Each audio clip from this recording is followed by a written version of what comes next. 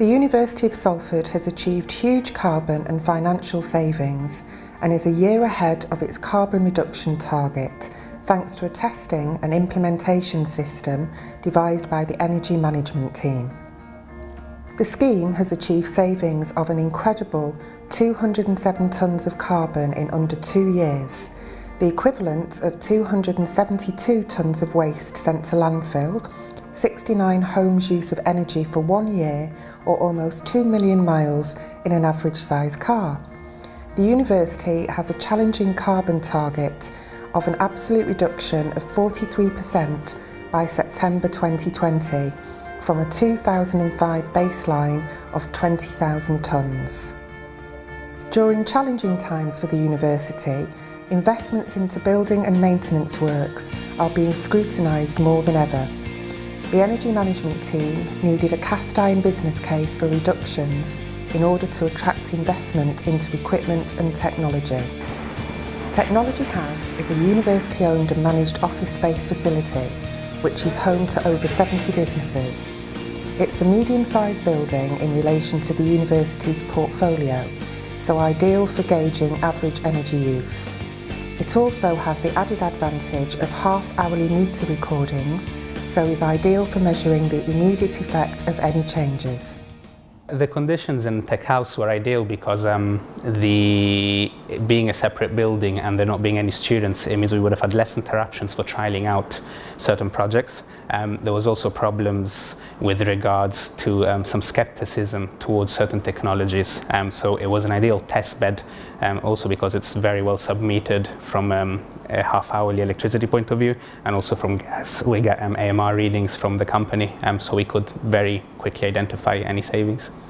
We started implementing the changes around the university, firstly by the easy wins and the most visual wins. So lighting was a very easy one for us to target. There was also a legal requirement on certain lighting, so it was a very quick win-win situation. On average, I think on lighting we get about 75% payback, which is great. Other things that we did, of course, were the ones that we prioritized that would either pay back faster or provide good comfort for the users. For example, heating optimizers on the buildings and looking after the heating systems generally, and made sure that it wasn't too extreme hot or too extreme cold in certain buildings. The results are remarkable. Technology House now consumes less energy during a working week than it did during a total Christmas shutdown before the energy-saving measures were implemented, despite occupancy rising from 79% to 94%.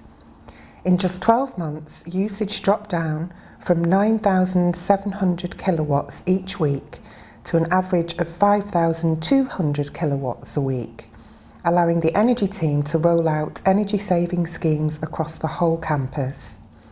The total savings made with the changes to the heating and air conditioning system from an investment of £37,200 are 11.5 tonnes of carbon.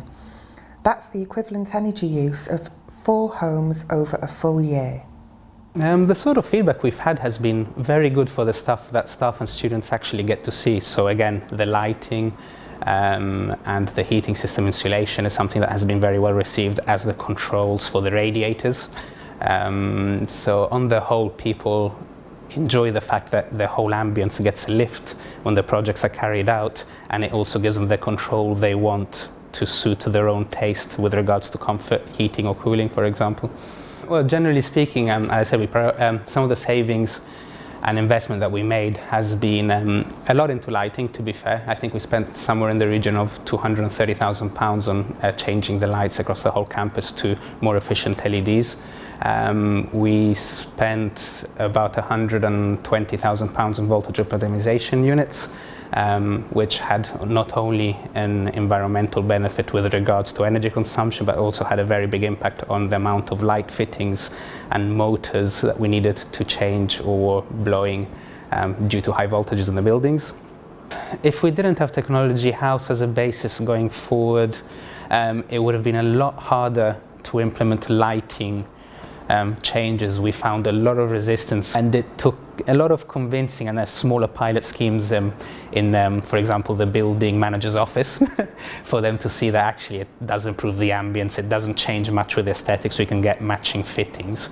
And the fact that some of the byproducts that you can sell to them, for example, lack of headaches because of flickering, the cooler temperatures in the summer because you're not emitting the same heat in the room, etc. In the end, that proves very easy. The overall carbon savings for all the projects that have stemmed from Tech House rollout have been in the region of 110 tons of carbon dioxide per year savings.